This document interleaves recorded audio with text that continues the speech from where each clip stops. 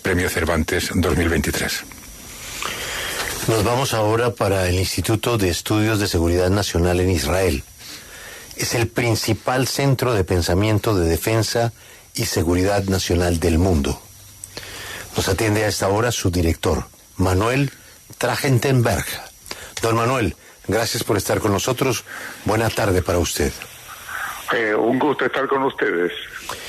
Pues es muy difícil hacerle esta pregunta, don Manuel, pero ¿qué hay que hacer para que no sigamos viendo la tragedia de los niños en Gaza? La tragedia de los niños en Gaza, hay dos tipos de tragedia.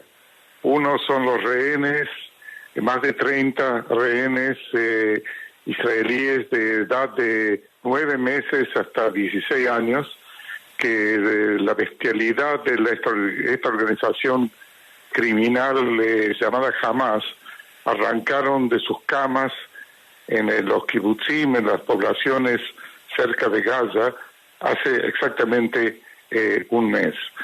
Están de rehenes, están bajo tierra, no se sabe nada de ellos, nadie los puede ver, etcétera, etcétera. Y sí, están los niños palestinos que sufren por la misma organización terrorista que tiene, en realidad lo tiene a toda la población de Gaza de rehenes, como un escudo humano, ¿sí?, escondido debajo de la tierra, en los hospitales, en todos lados. Es una tragedia enorme y la única forma de poder salir adelante es erradicar a esta organización terrorista.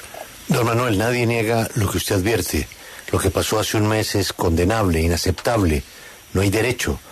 Lo que hicieron en el territorio de Israel, más el secuestro de estas 240 personas, más los ataques permanentes que siguen haciendo los cohetes de Hamas y de Hezbollah. Pero de otro lado, pues yo sé que usted me va a decir que son los efectos colaterales de cualquier guerra, pero del otro lado uno se pregunta, ¿esta ya es una guerra de agua, una guerra de hambre? No hay corredores humanitarios. El señor Netanyahu ha dicho que de ahí no se va y que además, así haya arrasado con todo, ahí se va a quedar.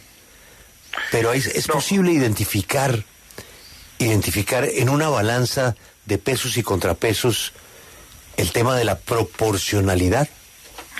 Sí, por supuesto, el tema ese está muy presente, pero lo que dijiste al respecto de los corredores humanitarios, Israel estableció desde el primer día corredores universitarios, ¿cómo se dice? Corredores humanitarios. Sí, perdón, pero el Hamas no deja pasar a la gente. Ellos no quieren que la población de Gaza, que está en el norte de Gaza, donde está hoy en día la guerra, baje para abajo, porque entonces pierden el escudo humano. Ayer ya vimos población que baja porque, viste, la presión de ellos es mucho más grande de que los tiros del Hamas. El concepto de daño colateral a mí no me gusta, porque cada ser humano es un ser humano, ¿sí? Y llamarlo colateral no cabe de esa manera. El interés de Israel es que no haya víctimas civiles. Nuestra guerra es una guerra contra la organización terrorista, no contra el pueblo palestino. Pero la única forma de poder llegar a un acuerdo, a un Estado palestino, es de eliminar a esta organización terrorista. A nosotros, el interés de Hamas es que haya más víctimas civiles, el interés de Israel es que no haya eso. Ese es el juego tan inhumano que ellos juegan, porque ¿cómo se puede erradicar a esa organización si están metidos adentro, están debajo de los colegios? Ayer hubo en un parque, ¿cómo se dice? Luna Park, ¿sí?, de Gaza, debajo de los juegos de los chicos, túneles con misiles, etcétera, etcétera. ¿Cómo se puede combatir una cosa así? ¿Te das cuenta? Ese es algo... Mirá, yo te digo, otra cosa, lo que dijiste respecto a Netanyahu. No, la resolución del gabinete de acá es de que Israel no se va a quedar en Gaza. No queremos quedarnos ahí, no quisimos entrar ahí, no hay ningún interés. A nadie lo único que queremos es que se pueda vivir en Israel sin el peligro inminente de un ataque criminal como ocurrió. Señor Manuel, durante la ofensiva de Israel en respuesta al ataque de Hamas, ¿cree usted que se ha violado el derecho internacional humanitario? El derecho, ante todo, de acuerdo a las leyes de juego de la Convención de Ginebra, la Convención 3 y 4, el concepto de proporcionalidad y la ley dicen muy claramente de que cuando uno está en una situación así, hay que hacer todo esfuerzo para advertir a la población civil que puede ser dañada de que se vaya de los lugares esos. Israel invirtió un esfuerzo enorme en tratar de que se mueva la población esa, que se vayan a un lugar seguro, jamás no los deja. ¿Entendés? Entonces, ¿qué se puede hacer? Mirá, ¿cuál es la alternativa? Eso es lo que hay que preguntarse. Decir, bueno, viste, ellos no se van porque el jamás no los deja, entonces vamos a seguir así hasta que ataquen de nuevo y de vuelta cometan atrocidades. No se puede. Es como haber dicho después de 9/11, sí, bueno, viste, bajaron 2 edificios en Nueva York, esperemos a que bajen otro edificio más. No se puede. Esto es algo que hay que ponerle fin. No hay otra vuelta. Señor Trachtenberg, es usted, además de economista, un experto en asuntos de seguridad y, dirige o preside uno de los principales laboratorios de ideas sobre seguridad que hay en Israel y probablemente también uno de los más afamados del mundo. Y a partir de eso, ¿cómo se explica usted ese fallo enorme de seguridad de las fuerzas israelíes que permitió la entrada de los terroristas de Hamas en Israel? Sí, esa es una pregunta que nos estamos preguntando desde ese momento, pero te voy a decir mi propia forma de verlo eso, porque es un error que todos cometimos, incluso yo mismo.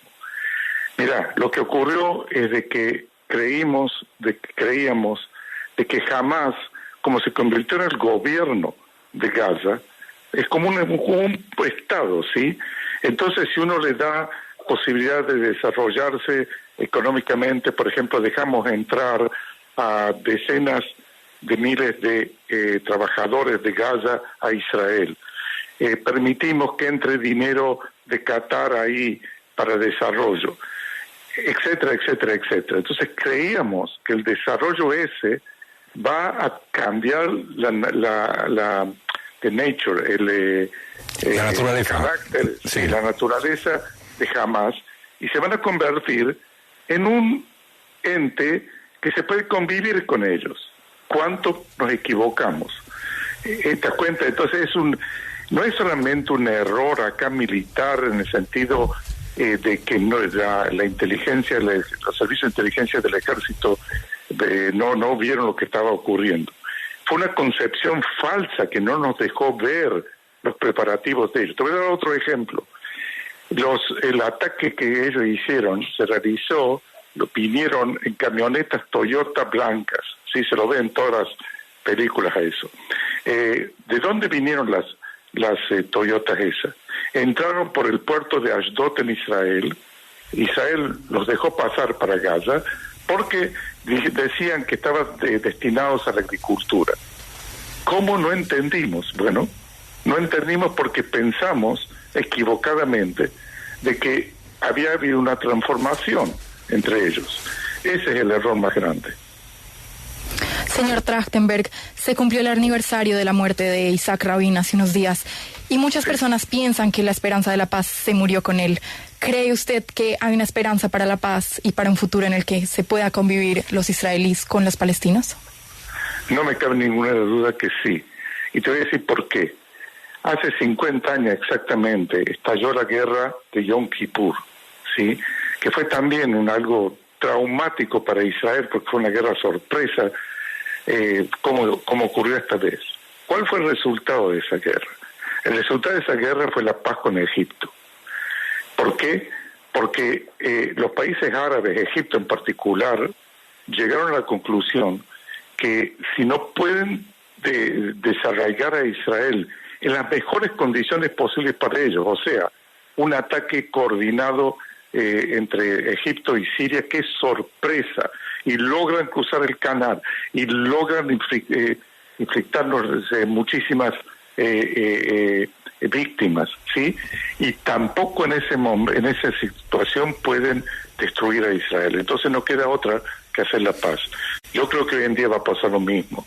El Hamas creyó, con Irán detrás de ellos, de que iban a poder darnos un golpe mortal, en las mejores condiciones desde el punto de vista de ellos, de sorpresa total como ocurrió. No, ellos van a ser eliminados, y entonces cuando el arma terrorista de los palestinos desaparece, vamos a poder hacer paz con ellos. Es nuestra intención y no hay otra alternativa. Sí. Usted arranca esta intervención hablando de los 240 secuestrados. ¿Por qué el primer ministro no ha querido hacer caso a los llamados internacionales y no ha querido hacer un cese al fuego para facilitar su liberación? Mira, ojalá que habría la posibilidad de hacer un cese de fuego para la liberación, lo haremos mañana.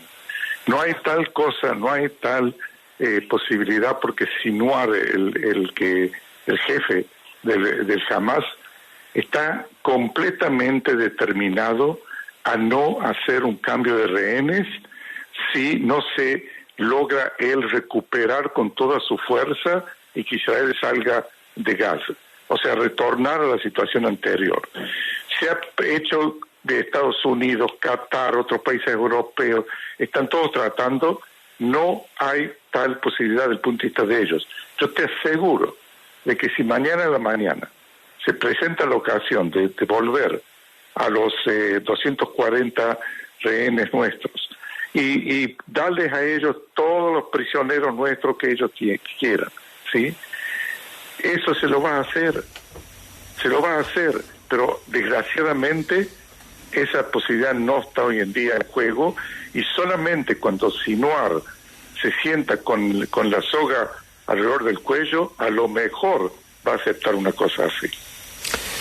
Yo leo sobre su instituto y veo que es considerado el principal centro de pensamiento de defensa y seguridad nacional del mundo. Por eso me parece muy importante escuchar su reflexión y su análisis. Jamás no termina en Gaza. O sea, el señor Netanyahu puede destrozar toda la franja de Gaza completa, entrar a los túneles, destruir, dinamitar esa ciudad subterránea que supuestamente allí existe, acabar con toda la franja de Gaza. Pero ahí no termina jamás.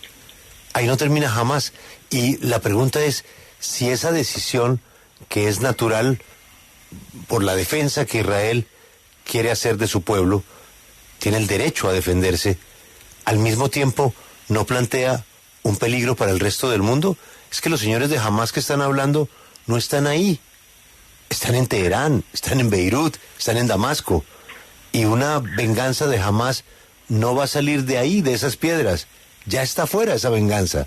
¿No les preocupa eso con lo que pueda contribuir para una espiral de violencia en el resto del mundo? Sí, preocupa, porque tenés razón de que el Hamas pertenece a lo que se llama la rama yihadista, el yihad, ¿sí? Dentro del mundo musulmán, que es una rama perversa. Los musulmanes no son así, el Corán no es así, pero hay esa rama, viste, tan extrema que tienen varias manifestaciones, el Qaeda, ISIS, etcétera, y el Hamas es una de esas manifestaciones. Es cierto que esa tendencia que es marginal, eso quiero insistir, nosotros no tenemos conflicto con el mundo árabe, no tenemos conflicto con el mundo musulmán, no tenemos conflicto con el pueblo palestino, tenemos conflicto con el terrorismo que existe entre ellos y que no es una mayoría, es una minoría. La batalla esa se desarrolla en todo el mundo y no solamente Israel. Se sigue en Europa, sigue por supuesto en Irak, en Afganistán, está el Talibán ahí. No se acaba, desgraciadamente, desgraciadamente para todos nosotros. A veces pega acá, a veces pega en Francia, en Bélgica, en Estados Unidos. Es una desgracia, hay que confrontarla, hay que hacer lo que se puede. Desgraciadamente, como vos decís, no se va a acabar cuando se acabe el poder militar de Hamás en Gaza, pero no hay otra manera de combatirlo, hay que seguir y seguir. Pero profesor, piense usted en lo que es el fanatismo. El fanatismo es otra cosa que lleva a las expresiones extremas del terrorismo. Una persona a la que le mataron a toda su familia completa y queda por ahí un hermanito, una hermana, un tío. Ese tío se convierte automáticamente en un mártir de la causa, ¿o no? Bueno, mira, yo creí que estabas hablando de lo que ocurrió hace un mes acá en Israel, lo que nos hicieron ellos. Las familias destrozadas, quedan hermanos, tíos, padres. No sé si vos sabés, están mucha de la gente, de las familias que fueron atacadas en los kibutzim en Israel, son de los pioneros del movimiento que busca la coexistencia con los palestinos. Ellos tenían contacto con los palestinos en Gaza, los invitaban a su casa, a los que podían cruzar, etcétera, etcétera. Están entrevistando hoy en día ellos mismos que perdieron sus hijos, sus padres, etcétera. ¿Y qué dicen ellos? No perdemos la fe en la paz. No se convierten en terroristas, se convierten al contrario en quienes van a seguir luchando por la paz. Desgraciadamente del otro lado puede que tenés razón, de que de ahí ocurre lo contrario. Pero ¿qué se puede hacer? ¿Qué se puede hacer? ¿Te das cuenta? Es algo que nos afecta a todos como seres humanos. Nosotros queremos convivir, queremos vivir, queremos que ellos vivan, sí, pero hay que erradicar al terror, no hay otra forma. Pero se infiere de sus testimonios que amablemente nos ha dado hoy que esto no tiene solución, porque exactamente igual piensa la contraparte, que no hay cómo arreglar. Entonces, esto no tiene fin. No, yo no estoy de acuerdo con eso. Nosotros sí que creemos que se puede arreglar. Hay ya hoy en día, y Blinken, el ministro del Exterior de Estados Unidos, lo ha dicho ayer o hoy en el G7 en Tokio. Esto lo que tiene que ocurrir es de que haya un periodo de transición en Gaza donde una coalición internacional que incluya países árabes tome control y prepare el terreno para que pueda entrar ahí la autoridad palestina que está hoy en día en el West Bank, en Ramallah, y tome control, y entonces toma control de todo el pueblo palestino y que con ellos se llegue a una solución que incluye, por supuesto, un Estado palestino sin terrorismo.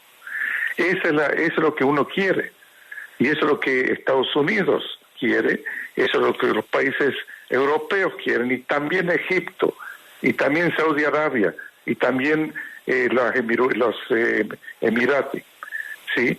Entonces, eso es lo que hay que tratar de luchar, es para eso. Es cierto que el Hamás no quiere eso, quiere eliminar a Israel. Y bueno, está una coalición internacional muy grande que quiere algo completamente diferente, y a eso hay que aspirar. Entonces, hay solución, no es que no hay solución, pero para que eso ocurra hay que eliminar el obstáculo principal, que es el Hamás.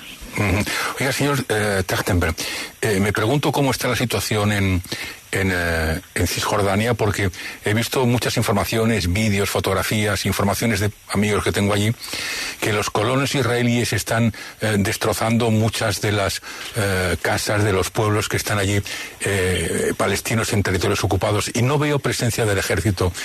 ¿Cómo es posible que el ejército permita eso cuando eso puede acrecentar la crisis y de alguna forma la guerra? Los colonos que te referís... los colonos israelíes, claro. Sí, israelíes. Sí. Hay cientos de ellos, no miles, cientos de ellos que no tienen ninguna intención de lograr lo que yo expliqué antes y que están realmente haciendo actividades que son completamente contrarios al interés de Israel y al interés del 80-90% de la opinión pública en Israel. Y los condeno totalmente sin ningún tipo de justificación. Y la pregunta que haces es correcta. ¿Cómo puede ser que eso ocurre? La respuesta es muy simple, desgraciadamente. El ejército está totalmente movilizado, por una parte en Gaza y la otra parte en el norte por el peligro de Hezbollah. Entonces tuvieron que sacar las divisiones del ejército que están ahí normalmente y las despacharon en realidad las de ahí las despacharon para el norte y se creó un vacío peligroso, y eso se está discutiendo en el gabinete acá, porque como vos decís, eso puede provocar, ante todo está muy mal en sí, punto, y segundo, puede provocar un deterioro de la situación que es muy peligrosa. Profesor, esta es la última pregunta y se la hago con el conocimiento que usted tiene de la historia de lo que ha pasado con los palestinos y con Israel. Es muy fácil mirar y comentar el partido de fútbol cuando se ha terminado. Yo pienso que esto ya se terminó y aquí va a haber la destrucción total de Gaza, ya sea por la parte militar o por hambre, una prisión a cielo abierto. No uso la palabra genocidio, que he escuchado de otros observadores del caso, como el propio secretario de las Naciones Unidas. Pero la reflexión que me gustaría hacer con un historiador como es ustedes, y le repito, es un ejercicio inútil, hipotético. Si se le hubiera reconocido el territorio a los palestinos, si se les hubiera dejado un pedazo de tierra para ellos que libremente vivieran de donde lo sacaron, pues no estaríamos en esta discusión, ¿no?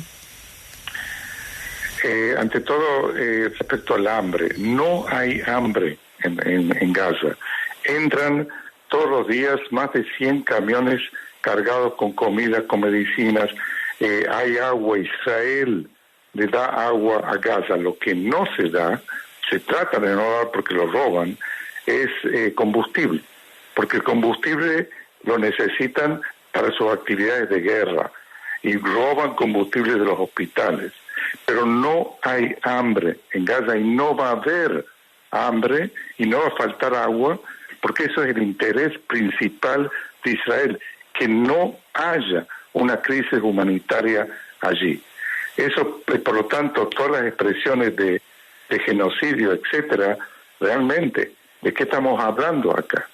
Eso por una parte. Gaza, desgraciadamente, la parte norte de Gaza, alrededor de 1/3 de los edificios han sido destruidos. Eso se puede reconstruir y va a haber un esfuerzo internacional para reconstruirlo, pero no dejando que se cree debajo de ellos un infierno de túneles para atacar a Israel. Entonces, Gaza se va a recuperar. Gaza puede ser Singapur, puede ser un lugar fantástico, no lo que jamás lo ha hecho. Israel se retiró completamente de Gaza en el 2004. Después de eso, Hamas toma el poder violentamente contra el Fatah, contra el Fatah, que es la autoridad palestina, ¿sí? Mata a muchos de los funcionarios de Fatah. Sinwar mismo está famoso, entre comillas, por matar con sus manos a lo que él llamaba colaboradores, o sea, los que quieren convivencia con Israel, y desde ese momento estamos sufriendo los ataques de misiles, etcétera, etcétera. Entonces, el asunto, desde el punto de vista nuestro, que esa franja se desarrolle, quede en manos de los palestinos, que sea una parte del Estado palestino, esa es es lo que queremos, y eso es lo que todo el mundo, yo creo que tiene que querer y se puede lograr. Pero profesor, esta discusión está advertida en las resoluciones de Naciones Unidas. Y Israel nunca permitió que los palestinos tuvieran un país. Si lo hubieran permitido, pues seguramente no se habían desarrollado esas facciones de terrorismo como las que usted menciona. Y habría una convivencia. Pero es que a unas personas no se les puede expulsar de su país y luego negarles el acceso a un pedazo de tierra. El mundo entero, con excepciones contadas como Estados Unidos, reconoce al Estado palestino. Israel insiste en que no, en que ellos no tienen derecho. No, perdón.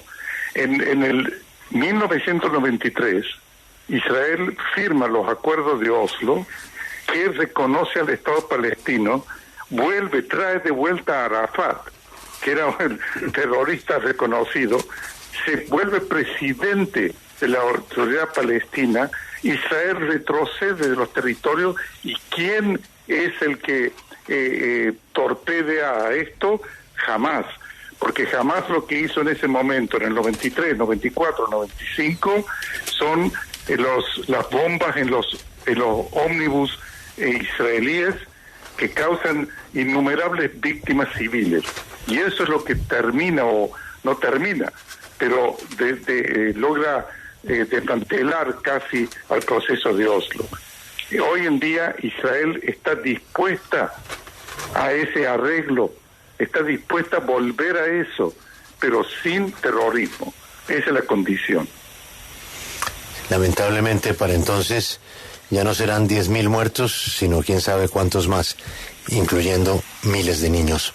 Profesor Manuel Trachtenberg, créame que ha sido muy enriquecedora esta conversación por su sabiduría, por su conocimiento desde el Centro de Pensamiento de Defensa y Seguridad Nacional del Mundo en Israel. Muchas gracias por atendernos y permitirnos escucharle. Le deseo una buena tarde. También a ustedes, muchas gracias.